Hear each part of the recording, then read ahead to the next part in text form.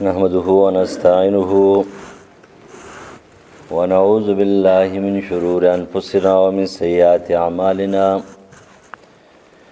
من يهده الله فلا مضل له ومن يضلل فلا هادي له وأشهد أن لا إله إلا الله وحده لا شريك له وأشهد أن محمدا عبده ورسوله أما بعد فأعوذ بالله من الشيطان الرجيم بسم الله الرحمن الرحيم يا أيها الذين آمنوا ادخلوا في السلم كافة ولا تتبعوا خطوات الشيطان إنه لكم عدو مبين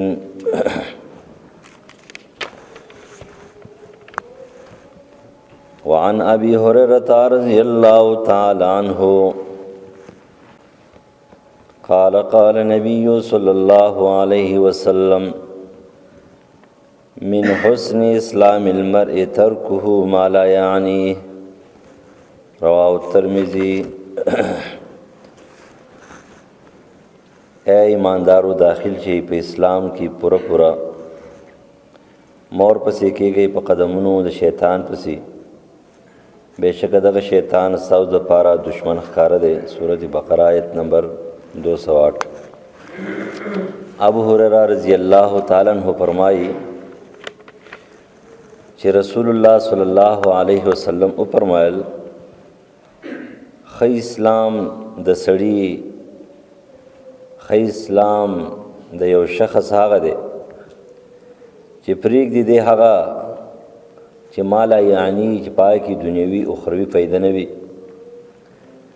بلکې دنیوي او اخروی لحاظ سره پای کې تاوان وي هغه کارونه پری دي او هغه کارونه خپل کې چې پای کې یا دنیوي فائدې وي شریعت مطابق او یا اخروی فائدې وي. رواه الترمذی.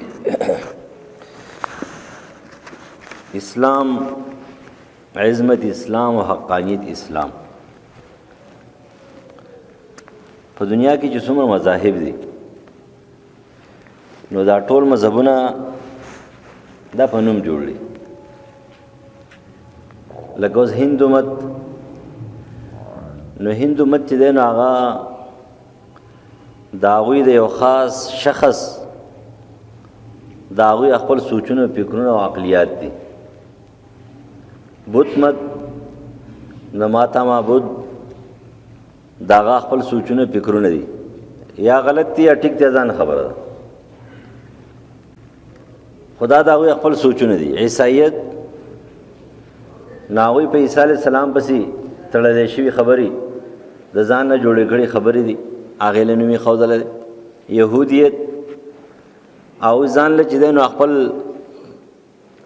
یو ایجادي دین جوړ کړل دی هغه له خپل نومي خوذل دي. لیکن اسلام یو فطری دین دی چې دا د آدم علیه السلام نه واخله او دا تر نبی علیه السلام پوری دا یو مذهب یو دین او فطری دین دی چې دا د انسان د هرې زمانې د انسان کاغه خزه ده او کنر دی کاغه بوډا دی او کاغه ځوان دی کاغه ضعیف دی او کمزور دی او کاغه قوي دی او زورور دی کاغه معشوم دی او کاغه معشومه ده او که عرب دی او که عجم دی دا هغوی دپاره داسې یو فطري دین جوړ دی چې دا مزاج مطابق دی. د هر مزاج مطابق مذهب د اسلام دی. باقی مذاهب چې مزاج مطابق نه دي هغه هر یو سړي د خپل مزاج مطابق جوړ کړي.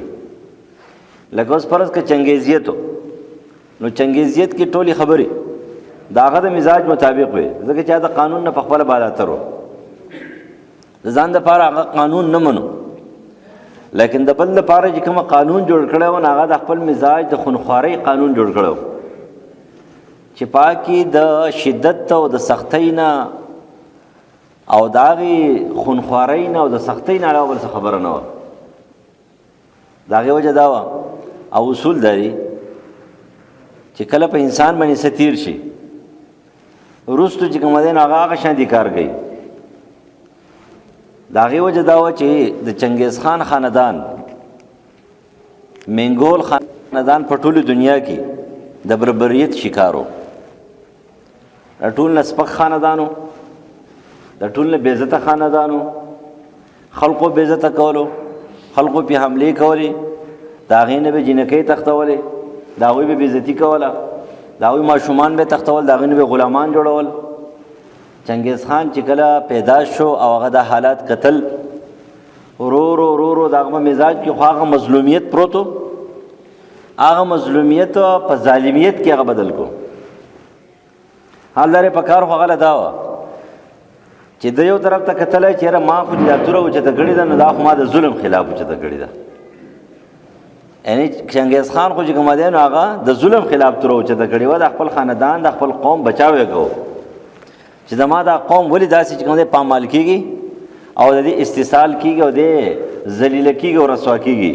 خپل ځوانان هغې را د هغې نه لښکر جوړ کړو، ولیکن هغې ظالم هغه د مظلوم د حمایت دپاره چې کومه توره اوچته کړې وه نو هغه ظالم توره شوه، د ظالم. لیکن اسلام چرته هم دا خبره نه کوي. نبی علیہ السلام په جنگ احد کې د رسول الله صلی الله علیه وسلم هغه محبوب تره چې هغه د نبی علیہ السلام رضاعي رور هم دی، د هغې محبوب تره په جنگ احد کې مسله کېږي، د شهادت نه بعد د هغه اندامونه کټ کېږي، د هغه نه شونډې کټ کېږي، د هغه سترګې مبارکې ایستلی کېږي، د هغې نه چې کومه دی نو زړه را ایستلی کېږي، د هغه نه غوږونه او پوزه هغه پرې کړی کېږي. لیکن نبی علیہ السلام د دې مظلومیت چې دا ظلم شوی دی د دې په مقابله کې ظلم ونه کړو، بلکې الټی حکم وکړو چې کله په یو غذا کې یوه ښځه ول چې هغه مړه پرته وه، یو ښځه ول چې مړه پرته وه، نبي علیه السلام له غوسه ورله. حال دا چې هغه چا قصدن عمدن مجلي نه وه، هغه چېرته د آسونو مخې ته راغلې ده او د آسونو د مخې ته راتلو په وجه باندې چې دنه وجلې شوې ده، ولیکن نبي علیه السلام په هغې باندې غوسه شو او څه یې ورته ښځې به نه مړې کوئ، هغه ښځې چې کوم جنګ نه کوي یا مشوره د جنګ نه ورکوي، او د میرین فوج چې کومه ښځې دي نو هغه واجب القتل دي، هغه سړي دي. لیکن کومه ښځې چې قابل د جنګ نه دي، جنګ نه کوي، نه د جنګ مشوره ورکوي، هغې وجل ناروا دي. ماشومان چې هغه د جنګ قابل خلک نه دی دا به نه مړه کوئ، بوډاګان ضعیفان به نه مړه کوئ، راهبان او پادریان به نه مړه کوئ، ملنګان ته به څه نه وایئ، دوی سره به څه کوئ سلوک کوئ، د نرمۍ سلوک به کوئ. دا اسلام و. دا نه چې د مظلوم په حمایت کې ظلم کوو، د مظلوم په حمایت کې د مظلومیت کوو، خو لیکن قانون ظالمانه نه پیش کوو، ظالمانه قانون نه دی پیش کړی. دغه وجه وه چې کله نبی علیہ السلام مکه فتح کړی، اسلام و دغه مذهب و چې هغه فطري مذهب و. نو چې کله مکه فتح شوه 2000 د مکې مشرکان چې پاکې سهیل رضی الله تعالی عنہ موجود دی، هغه هم پکې ناست دی، حارث غوندې انسان هم پکې ناست دی، ډېر سرکشه خلک پکې ناست دي چې نبی علیہ السلام ته همیشه تکلیفونه ورکړي وو. لیکن چې کله مکه فتح شوه او نبی علیہ السلام د مکې نه چاپېره بوتان، افسوس خبره نن دا ده نن اسلام چې کومه دی نو دومره لاندې، اسلام لاندې نه تللی خو مسلمان لاندې لاړ. نن په اماراتو کې تاسو ته پته ده، په اماراتو کې چې کومه دی نو هغوی هندوانو له د مندر د جوړولو اجازت و، مندر یې جوړ کو، پیسې موله ورکړې او تاسو ته څومره بوتانې به کېښودله 360 360 بوتانې به کېښودل. هغه جزیرة العرب دا مکه کې 360 بوتان و که نه، د کعبې شریفې کې 360 بوتان دا چې کومه دننه پراته وو، هغه د شرک تصور چې کوم دی بیرته دې خلقو چې کوم دی معاد کو واپسې کو. همې وله مندر جوړ کو چې نبی علیہ السلام ویله جزیرة العرب نه مشرکان یهود عیسایان ټول وباسئ، ختم. دا مسلمانی ده، داسې مسلمانان دي. او 360 بوتانې به کېښودل او بیا هم پکې چې ورته تقریر کوي او هغه له امداد او تعاون هم ورکوي، جوماتونه ورانوه هغې له امداد او تعاون کوه. داسې خلک دی، دا زمونږ د اسلامي دنیا مشران دي او دا زمونږ د اسلامي دنیا چې کوم دی موږ ته دوا کوو، قسم دی چې هغه دوا هم زړه غواړي چې دوا ورته وکړو. دوا هم چې کوم دی د درد نه کېږي، او چې زړه غمجني درد کوي نو هله چې کوم دی چاته دعا وکړي نو زړه تا خفه کړی دی نو ستا خلاف په دوا کوي، خیرې به کوي. ظلم دی. سوچ وکړئ که نه 360 بوتان نبي علیه السلام د مکې نه ایستلي دي او 360 بوتان چې کوم په اماراتو کې چې کوم دی نه دا اوس مندر ته وردن شو. دا د اسلام توهین وکړه، پاس به خپې کېښودلې، خو چې نه پوهېږي سړی که نه، او چې سړی نه پوهېږي نو هغې نه مسه جوړ کړي. سړی دومره دلش یا په دې هم نه پوهېږي، په دلتوب هم نه پوهېږي چې دا زه څه کوم نو دا دوسي ده او چې څوک راباندې خپک دي نو دا د دوسۍ راپاسه دوسي ده، په دې هم نه پوهېږي. نو بیا دې ځکه نبي علیه السلام فرمایي چې دې خلکو دپاره د ځمکې د دې سطحې نه د ځمکې دا خېټه بهتره ده. الله دې له ځمکې دا خېټه ورکړي چې دې ته وردن نه شي. لیکن نبي علیه السلام چې کله مکې ته راغی او دا بوتان یې ټول راویستل او تس نسې کړه او بوتان یې ختم کړه، نو د هغې نه بعد د مکې مشرکان چې دي نو 2000 کسان هغه ناست دي، په دې تمه باندې ناست دي چې څه فیصله به کېږي، څه فیصله به کېږي. هر یو سړی وایي چې ما خو دا کړي دي، ما خو دا کړي دي، ما خو دا کړي دي. کله چې انسان ته د مرګ دا فرشته راشي، د مرګ فرشته، نو دې انسان ته خپلې نیکۍ ګوره یاد نه دی، یاد څه دی؟ انسان ته خپلې بدۍ یادي، 1 2 3 باندې ورته یو بدي یادي، دا بدي را دا بدي را دا بدي را دا مې کړي دا مې کړي دا مې کړي، دا به څه کېږي؟ لکه فرض کړه یو سړی دی د هغه سره تا بد کړي دي، ښه دي کړي دي، لیکن تا ته به ښه یاد نه، خو چې تا ویلي چې ما خو سره دا بد کړي دي، ما خو دا بد کړي دي. لکه په دې الیکشن کې چې کله دا عقل نه خلاص ممبران ګرځي، دا د عقل نه خلاص، عقل نه خلاص خو هغه نه دي، عقل نه خلاص خو مونږ یو، ځکه چې مونږ د عقل نه خلاص ښه یو چې هر ټایم را باندې ټوکې کوي، مسخرې کوي، خاندې را بسي. خو لیکن دیم چې کله د چا در له ورځي که نه او د چا کور له ورځي، یاره جي ماله اوټ راکښېده د زر مخې ته ولګي چې لکه خبره ما خو پلانکې چل کړی ورسره، ما خو زه پلانکې چل کړی او دا مې کړو دا مې کړو، چې اوس راته ووایي. ځکه تاسو خو پته ده که نه چې پښتون خو هر څه کوي، دیر کوي خو هیر نه کوي. دا خو د پښتون ښایسته صفت دی، ځکه د عبدالله ابن ابی صفت دی. د کافر په مقابله کې کوه، دیر کوه هیر مه کوه. د مسلمان په مقابله کې هیر کوه، دیر پکې چرته. بس مسلمان دی، ورور مې دی، بس پرې دوا ختم. ما سره کړي دي بس خیر کړي دي، الله دې وبخي. ما هم د چا سره بد کړي.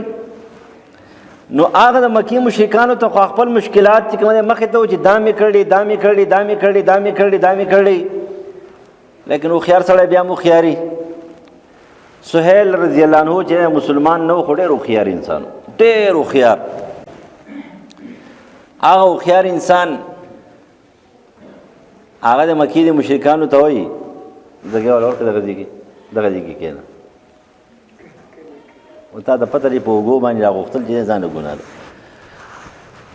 نو هغه هوښیار انسان و، نو هغه ورته وایي چې هېڅ هم درته نه وایي. ما ته معلوم دی، ولې هغه د اسلام دا مذهب لږ لیدلی و، د اسلام دا مذهب یې لیدلی و، اسلام یې لیدلی و، د نبي علیه السلام کردار ورته معلوم و. خو چې رسول الله راغی نو هغه نه د چنګیزیت په شان دي حکم کولو، نه د عیسایت په شان دي کولو، نه د یهودیت په شان دي کولو، نه د بت مت په شان دي کولو، نه د هندو مت په شان دي کولو، او نه چې کومه د تاتاریت په شان دي کولو، یې هم نه کول. خو ورته ودرېدو ورته وایي چې تاسو ته پته ده تاسو ما سره څه کړي وو؟ نو ټولو سرونه ښکته کړه. لیکن واحد سهیل رضی الله عنه هغه ورته ویل چې مونږ خو هر څه کړي دي خو ته به نه کې، ته خو زمونږ په شان دي نه، مونږ خو د شرک په لار باندې روان وو، په تورو تیرو کې پراته وو، نو ته خو پیغمبر یې، ته خو عظیم انسان یې، عظیم شخصیت یې، او مذهب اسلام دی. اسلام خو د مخلوق د فطرت مطابق جوړ دی، د هغوی د مزاج مطابق جوړ دی، لہذا ته به داسې نه کې. نو نبی علیہ السلام ورته څه وویله؟ هغه ورته ویل چې بالکل زه به هم هغه کومه چې زما ورور کومه کړي دي. یوسف علیه السلام چې خپل ورونو ته وویله چې کله ورونه راله او یوسف علیه السلام یې وپېژندلو، او یوسف علیه السلام ته وویله چې ته یوسف یې، انت یوسف؟ نه وایي چې زه خو یوسف یم، انا یوسف وهذا اخي، زه یوسف یم او دا خو زما ورور دی. قد من الله علینا، الله تعالی موږ باندې احسان کړی دی. خدا راته ووایي چې تاسو څه کړي وو؟ تاسو د یوسف سره څه کړي وو؟ نو هغه ورته موږ نه پوهېدو. بل غټه خبره هم داره نه پوهېږو، موږ نه پوهېدو، موږ ظلم کړی دی. نو هغوی هم ورته وایي چې موږ نه پوهېدو، موږ ظلم کړی دی. نو نبي علیه السلام ورته وفرمیل زه به هم د خپل ورور هغه خبره چې کوم دی مات کړم چې هغه ورته ویل چې لا تثریب علیکم اليوم، نن تاسو باندې هیڅ الزام نشته دی. نبی علیہ السلام سره پکې دا جمله زیاتوي چې لا تثریب علیکم اليوم انتم متقال الله، هیڅ الزام نشته په تاسو باندې، نن تاسو چې ټول سه ازادي. دا ولې د اسلام دا فطرت د اسلام کې سره دا معنا پرته را د سلامتی معنا ده پکې. په دې وجه باندې اسلام د ټول مذاهبونه یو اوچت مذهب دی. د اسلام په دې معنا کې دو معنی دي. اسلام د سلم نشي وان جنحوا للسلم فاجنح لها، نو عربی زبان کې سلامتی ته وي. او کله چې اسلام د سلم نشي، لکه دا کوم آیات کریمه د سورۃ بقره آیت نمبر 208 چې ما ولستلو، نو معنی د بندگی او تابعداري. اسلام په دې معنی کې دا دوه معنی دي، سلامتیا بل سلامتیا ورکه، معاشري ته هم سلامتیا ورکه او ځان له هم سلامتیا ورکه. ځان له بندگی کې او بل هم بندگی تراولې، ځان له د الله حکم منه او بل هم چې د الله حکم طرف ترابلې. لیکن دا معنی چرته نه ده چې تا ورته د الله حکم وي هغه د الله حکم نه، تا ورته بندگی وي هغه بدعت وي. لکه نن سبا ښځې چې په غم باندې اخته شوي دي، په غم باندې اخته شوي دي، په غم د دې میاشتې دپاره ځان له وظیفه ده او د هغې میاشتې دپاره ځان له وظیفه ده او د بلې میاشتې دپاره ځان له وظیفه ده او د بلې میاشتې دپاره ځان له وظیفه ده. د بدعاتو رسوماتو سره روان دي پته نه لګي. پلانکۍ دا وظیفه کوله، د قرآن مجید دا ټکی وایو، دومره زره ځله دا وویله، بس هغې داسې چلو شو. نو الله تعالی د هغې دعا قبوله کړه. و ستا دپاره کیدای شي په دغې ټکي کې دعا قبوله نه کړي، ته بل ټکی ووایه قبول ونه کی. عجیبه غوندې کار روان دی. څنګه چې قرآن مجید دین چې کوم د یهودو هغه ټوکړې کړو، حصې کړو چې دا حصه د پلانکي شي دپاره ده او دا حصه د پلانکي شي دپاره ده او دا حصه د پلانکي شي دپاره ده او دا حصه د پلانکي شي دپاره ده. دغه شان د دین زموږ چې کومه دی هغه لاړو په وظایفو کې تقسیم شو، په وظایفو کې. بس د سهارې چې کومه دا وظیفه کوو، د ماسپښیني دا وظیفه کوو، د مازدیګرې دا وظیفه کوو، د ماښامې دا وظیفه کوو، عمل هېڅ نشته دی، عقیده هېڅ نشته دی، قرآن قانون هېڅ نشته دی، د قرآن نه خبر نه یم. ثابت کال چې کومه دی نصیب څلېرې سیرتونه وې، 28 سورتونه وې، 24 سورتونه وې، 21 سورتونه وې، 12 سورتونه وې، 13 سورتونه وې، 114 سورتونه دي پرېښودله. ستا قرآن چې کومه دی نصیب دغه قرآن دی. نن خو ته ورته قرآن نه وی، لیکن 10-12 کاله بعد زه به یایم یا به زه نه یم. 10-12 کاله بعد چې دا کم خلک دا 24 او 28 سورتونه وایي، دغه به دوی قرآني 114 سورتونه به پرېښي او روان د سلسله هم داسې روان ده. دومره اهتمام سره چې کوم دی منزل ویلی کېږي چې قسم دی قرآن د سره نه وایي، دومره اهتمام سره وایي. نری وایي، ښځې وایي، سهار یې وایي، ماښام یې وایي، ماسخوتن یې وایي، مازدیګر یې وایي، هر ټایم چې کوم دی دغه وایي او قرآن مجید سره تلاوت کوي نه.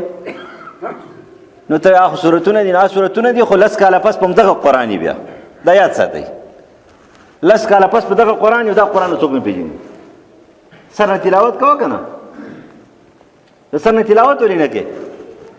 بیا ورسره خپل وظیفې کوه، بیا ورسره دغه سورتونه وایه. یو کال تیر شي ته قرآن مجید روان اخلي، یو کال تیر شي یو زنانه قرآن مجید روان لري او دغه خپل دغه وظایف کوي. نو ستا قرآن څو شو؟ 24 سورتونه نه شو؟ ستا قرآن 28 سورتونه نه شو؟ قرآن مجید د سر نه وایه. بیا اوس سورت یاسین هم وایه، تبارک الذی ورسره وایه، سورت واقعه ورسره وایه، سورت دخان ورسره وایه. ته خو هسې دنیا دپاره وې، د آخرت دپاره نه وې. یو وایه، زوی به دې غر کوي، لور به دې غر کوي، انګور به دې غر کوي، پلار به دې غر کوي، هر څه خاوند به دې غر کوي، ښځه به دې غر کوي. یاد ساته، هېڅ هم نشته دی.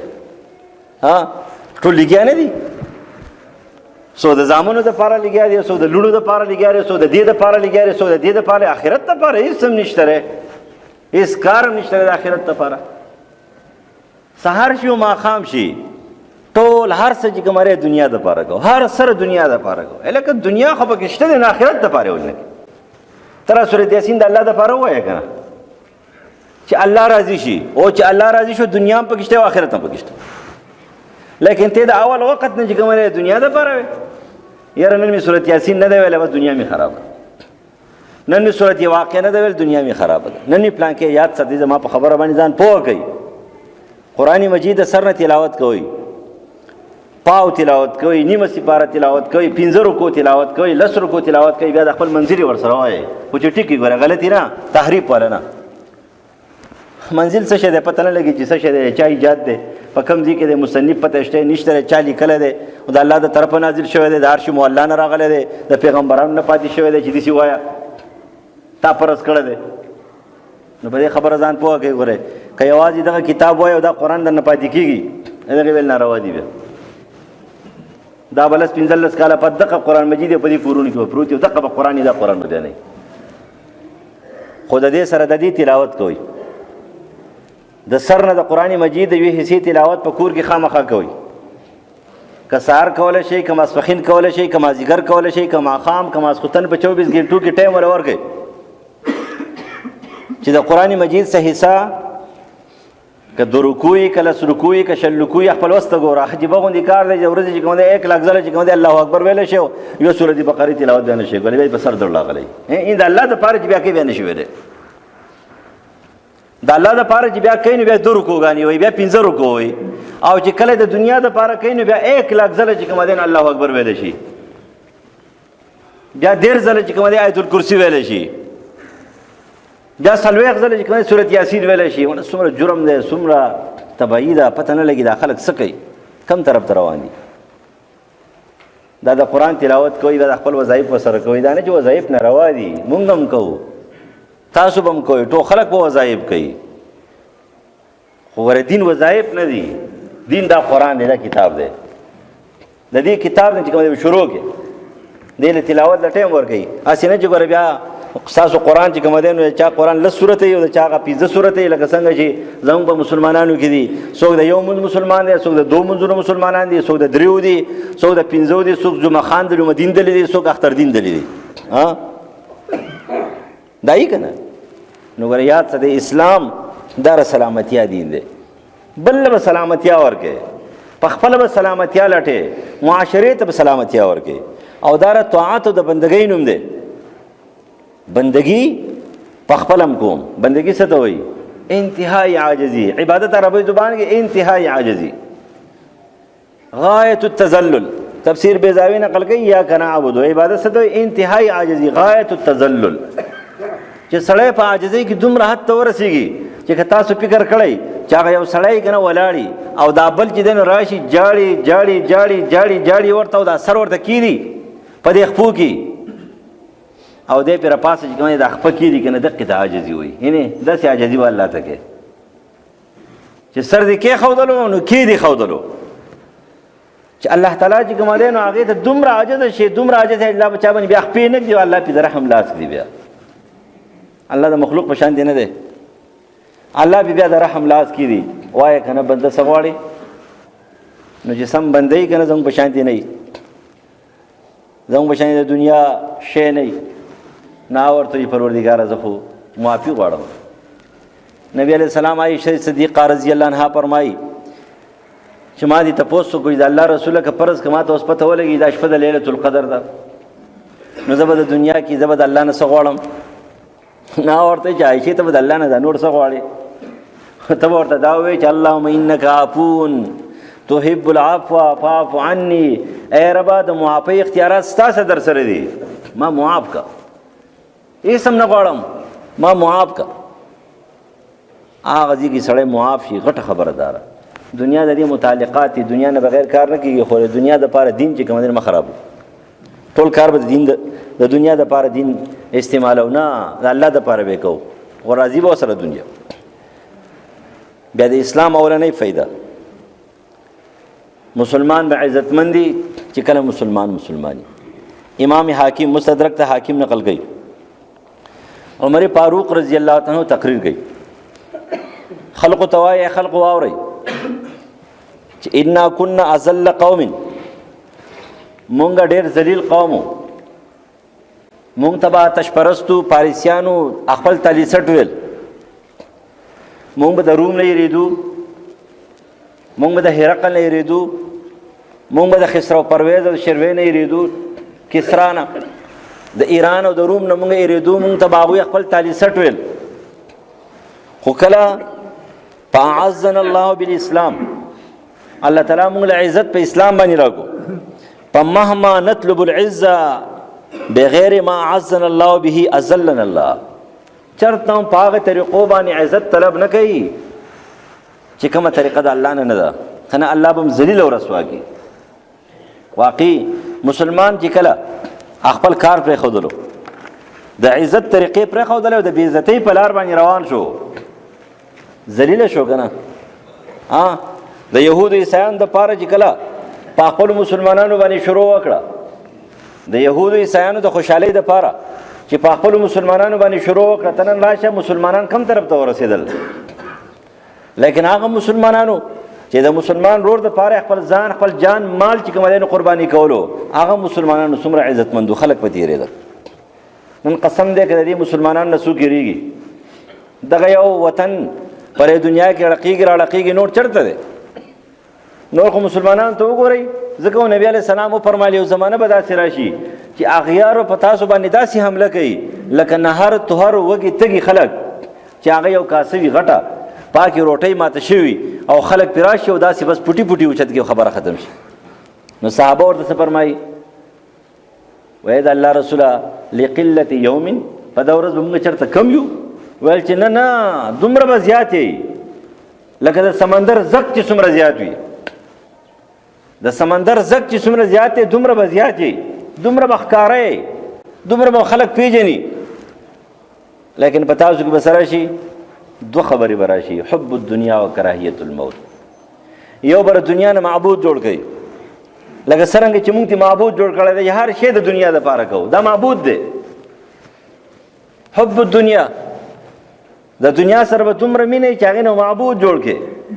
او دویم کراهیت الموت، بیا به د مرګ نه یېرېږي.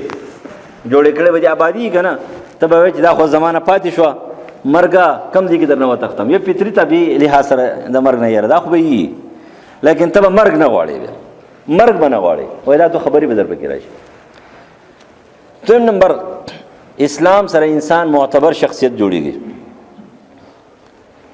خو چې کله صحیح مسلمانی او صحیح مسلمان، امام ترمذی ابو هریره رضی الله عنه نقل کوي، رسول الله فرمایي چې من حسن اسلام المرء ترک ما لا یعنی،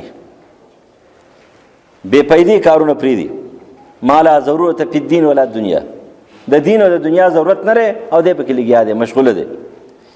کله چې مسلمان پدې کې شي، لکه نن سبا چې موږ وګورو، نه پکې د دنیا پیدا شته نه پکې دین پیدا شته. که 15 کسان ناسي بیا خپه نه شي، 15 کسان دا خو دا پرېږده. اوس ښځو سره چې کوم دی چې موبایل ورسره دی په لار روان دي چې ړقی ورړقی چې د خولې درشلي ولې ووایې که نه هغه ځګي ته ورسېد چې الله دې ورنه لګه. خو کور کې نه که دا خاوند دله سره دې خبرې کې نو کور کې نه ورسره کوه که نه، هغه اوس تاره شکل نه چې کوم دی نو هغه په غم کې دی دي، خو څه درته ویلی نه شي، غږ درته نه شي کولی. داسې موبایل له 15 کسان ناسي 15 واړه ګوتې وهي، 10 کسان ناسي 10 واړه ګوتې وهي، 20 کسان ناسي 20 کا دې بې ماله یعنی وي. په دې کې نه دین پیدا شته نه دنیا پیدا شته. ټوله شپه تېره شي، ټوله ورځ تېره شي، ټول بس وخت ضایع شو. دومره وخت ضایع کوي لکه څومره زما د مول وخت ضایع کړو، دومره چې کوم دی نو ستاسو موبایل ضایع کړو. چې راغلی ما ټکې لیکل نه شوی کولی، په مدرسې کې چې ما دنیا لیکل کوو په ګنټو باندې ناست پته نه لګي، او دل دی بس خانه بس دم دی دم دی دم دی دم دی، دې نه به کله خلاصېږي. دقه شان دی موبایل خلک برباد کړي بما لا یعنی. بې پیدې کارونه ځان ساتل انسان شخصیت جوړېږي. کم سړی بې پیدې کارونه کوي د هغې نه شخصیت نه جوړېږي. که دا ورکوټی دی که دا لوی دی، خو چې کله بیټیمه لکه کوم ماشومان چې بیټیمه کرکټونه کوي که نه ډېر پالتو سړی، دا نه چې کرکټ چې کوم دی ماشوم کوي نو دا وهل پکار دی، کوي دی کیل دی، شریعت دې پکې نه ماتوي، پرده دې پکې نه ماتوي، مونځ دې پکې نه ماتوي، کنځلې دې پکې نه کوي، جواري دې پکې نه کوي. خیر دی، روح القلوب یومن په یومن، زړه ته به تازګي ورکوي. لیکن چې دا هر ټایم لګیا وي سحر هم لګیا دی، ماسپښین هم لګیا دی، ماښام هم لګیا دی، ماسخوتن هم لګیا دی، نو دې ته ویل کېږي ماله یعنی دې بغیر کېږي، د زندگی به تباه کېږي، دنیوي لحاظ سره هم اخروي لحاظ سره هم. او بیا اسلام په دنیا کې لوی عزت ورکوي. امام ترمذی نقل کوي ابو هريره رضی الله عنه فرمایي چې رسول الله صلی الله علیه وسلم لیس الغنى عن کثرة العرض، مالداری دې ته نه وایي چې وسړی ډېر د جیداد مالک دی، ډېر مال دولت ورسره دی. په دې امریکا کې یو ښځه وه هغه ډېره مالداره وه، د دنیا څوم نمبر مالداره وه، نه مړه وه. چې مړه وه نو هغه نوکر یې بار ولاړو، د هغې د راوتلو ټایم شوی دی، راوتې نه ده، نو بس پولیس ته اطلاع ورکړله چې زما هغه شی راونه وتو. پولیس چې راغلی دي چې دننه ورغلی دي بس هغه مړه ده، خو د بالغ سر ته وصیت پروت و. کله چې هغه هسپتال ته ویړه ډاکټر را نو چې کله د هغې هغه جانچ پړتال یې وکړو نو د ولږي د لاسه مړه ده، دا د ولږي د لاسه مړه ده. او پته نه لګي ما نه خو سیر دی چې د دنیا تاسو ته پته وي د دنیا څوم نمبر مالداره وه، چې اول نمبر به وه که دویم نمبر وه که دریم وه. نو چې د دنیا اول دریم نمبر مالداره وه خو لیکن مالداره نه وه، ځکه نبی علیه السلام فرمایلی دي چې مالداري عن کثرة العرض، ډېر پیسو ته، ډېر دولت ته، ډېر گاړو ته، ډېر جیداد ته، ډېر مالو دولت ته دې ته نه وایي. مالداری څه ته ویل؟ لکن الغنا غنا النفس، مالداری چې کومه ده مالداری د نفس ته، مالداری د نفس ته. او د نفس مالداری په څه باندې حاصلېږي؟ په دین باندې حاصلېږي. د زړه مالداری په عبادت باندې حاصلېږي. د زړه مالداری چې کومه د قرآن په اطمینان باندې الا بذکر الله تطمئن القلوب سره حاصلېږي. او واقعي خبر هم داسې ده چې کم خلق د الله سره دي، الله والا دي، جب به خالی لیکن داسې مستغنی به ته به وایي چې هلکه دا خو دې ستا سره پته نه لګي سم کروڑپتی دی. لیکن بل طرف ته زموږ دا دنیادار چې کله د روپو سکیل اشاریه 5 کمیږي، اشاریه 5 کمیږي، نو بس په ده باندې تبګۍ شروع شي. تبګۍ ډېر خلق دی که نه مونږ راځي یاره جی بس تباہ و برباد شو، تاوان دی او تاوان دی او تاوان دی تاوان دی. یو کس ما تپوس څه تاوان دی کړی دی، د هغه پته نه څومره کارخانې وي، یو کارخانې چې کومه دی نو هغې د تېر شوي کال نه لږ روپۍ کمې ګټل وې، یوې کارخانې لکه 9 کارخانو یې ګټه ډبل کړې ده، یوې کارخانې د تېر شوي کال نه لږ روپۍ کمې دا ګټلې دي. څه وایي؟ و یاره بس تباه شو، بس هر څه غرق شو، داسې چلو شو داسې چلو شو. دا غنا به کله راځي چې کله سړی د الله سره خپل تعلق جوړ کړي، د الله والو سره خپل تعلق جوړ کړي، د الله د کتاب سره خپل تعلق جوړ کړي، د پیغمبر د سنت سره خپل تعلق جوړ کړي. حسن اسلام کې دی، حسن په قرآن کې دی، حسن په سنت کې دی. د سنت نه جروګردانی سړی اختیاري دا بې عزته دی، دا ذلیله دی، په دې کې حسن نشته. په صحابو کې حسن موږ یادو که نه؟ دا بلال ولې یادو؟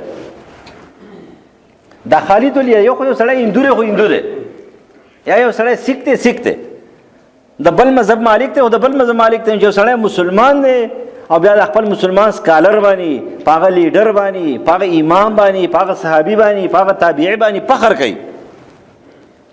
زه خو یې صحابه نوم وایم، ماله خو بسم زړه مې چې باغ باغ شي، ټول صحابه عظیم دي، خو چې د بعضو دا نومونه پکې واخلې سړی وایي چې اوس مې ول دی. دا ولې به سړی فخر کوي؟ خو هغه د ایمان او د کردار او د تعلق بالله چې کومه دی نو هغه نمونې وي. نن مونږ کې هغه تعلق نشته. دغه تعلق سره چې کومه دی زړه کې اطمینان نه ځي، دغه تعلق سره کار کېږي. نو اصل مالداري څه ده؟ هغه د زړه مالداري ده. او بیا د هغې نه بعد څوک چې په دې لاره کې، په دې اسلام کې یو حد ته ورسېږي، الله تعالی یې خوښ کړي. اوس دا پته نه لري کوم یې خوښ کړی دی، دا یې خوښ کړی دی، دا یې خوښ کړی دی، دا یې خوښ کړی دی. چې کله الله خوښ کړي نو حدیث کې راځي ابو هريره رضی الله عنه فرمایي چې رسول الله صلی الله علیه وسلم او فرمایل ان الله تعالی اذا احب عبدا دعا جبريل. کله چې الله تعالی یو کس خوښ کړي نو برناغه خو نه خوښي، خو چې کله تعلق بالله جوړ شي، کله د الله سره تعلق جوړ شي، کله الله ته ورسیږي، خپل عمل، خپل عقیده، هر څه د هغې سره جوړ کړي، نو چې کله هغې ته ورسیږي نو الله تعالی جبریل راوغواړي او ورته وایي چې انی احب فلانن، تا ته پته را زه د پلانکي سره ډېره مینه کوم، ته ورسره مینه وکړه. نو جبریل علیه السلام اعلان وکړي چې یاد ساتئ خلقو واورئ، پلانکی چې دی د پلانکي علاقې د هغې شخصیت نوم یاد کړي. حال دا جب ستا په نظر کې شخصیت نه خو لیکن اب د الله په نظر کې ډېر اوچت انساني. جبریل امین اعلان وکړي چې پلانکی هغې سره الله مینه کړې ده، ما سره مینه کړې ده، تاسو سره مینه وکړئ. داسې را روانې ټولې فرشتې دا اعلان وکړي زموږ سره مینه ده. هغه مینه الله تعالی دنیا ته چې کومه دی څه کړي راورسوي، او په دنیا کې بیا چې کوم الله والا خلک یې که نه د هغوی په زړونو کې مینه چې کومه دی د لپاره واچوي. لہذا اصل خبر هم دا ده چې کامیابي دا په اسلام کې ده. مذهب اسلام دی خو اسلام د 2 ټکو نوم نه دی، اسلام د 2 عبادتونو نوم نه دی، اسلام د 2 احکام نوم نه دی، اسلام د 2 قولونو نوم نه دی، اسلام د شخصیت نوم نه دی، اسلام د سړو نوم نه دی، اسلام چې کوم د افرادو نوم نه دی، اسلام د چا د پارټۍ نوم نه دی، اسلام د چا د مسلک نوم نه دی. اسلام د قرآن او د حدیث مجموعه نظریه او د هغې وضاحتونه چې ائمه حضراتو کړي دي، نو هغې خپل نه دي کړي، هغې د وضاحتونه کړي دي. مکمل اسلام نظام زندگی کره دې تعلق د اقوالو سره دی، کره دې تعلق د افعالو سره دی، کره دې تعلق د معاملاتو سره دی، او کره دې تعلق د ناستې پاستې سره دی، کره ګاونډ سره دی، او کره دې د غیري ګاونډ سره دی، او که د وطن سره دی، او که د سیاسیاتو سره دی، او که د امامت صغرا سره دی، او که د امامت کبرا سره دی. دا ټول تعلق په ته جوړې په دې یو تار باندې چې کومه دی ځان به د هغې سره تړې، بس دې ته مسلمان وایي. مسلمان دې ته نه وایي چې په ژبه مسلمان دی او نور د مسلمان دشمن دی، په ژبه مسلمان دی نو قرآن دشمن دی، د پیغمبر د سنت دشمن دی، د وطن دشمن دی، د معاشرې دشمن دی، په معاشره کې فساد جوړوي، د فحاشۍ او د عریانۍ چې کومه دی نو یو باب یې کلاو کړی دی. دې ته مسلمان نه وایي. مسلمان دې ته وایي چې د ټولو خبرو خیال وساتي، په خپله تابعدار، بل ته د تابعدارۍ حکم، په خپله باندې د امن والا سړی، بل ته د امن ورکولو والا سړی به جوړېږي، بل ته به وایي چې امن جوړ کا. المسلم من سلم المسلمون من لسانه و یده. مسلمان خو دې ته وایي چې دنه مسلمان محفوظ وي. الله تعالی دې موږ مسلمانان جوړ کړي.